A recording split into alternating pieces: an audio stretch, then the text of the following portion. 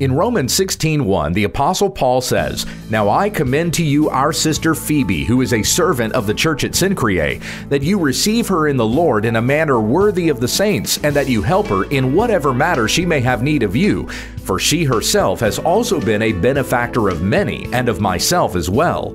Now, many have taken this verse to say that Phoebe is described here as a deacon. After all, the word for servant can also be translated deacon. In fact, some translations do just that. Both the NIV and the NLT say, "I commend to you our sister Phoebe, a deacon of the church at Cenchreae."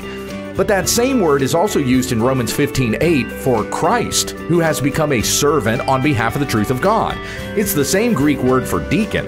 The word is also used in Romans 13:4 to describe the government, God's servant for your good. So Paul is not saying Phoebe holds the office of deacon. She's a servant, but his naming of her is still a very high commendation. She was a godly woman who served the church. You don't need to hold an office in order to do that. The qualifications for deacons are given in 1 Timothy 3:8-13.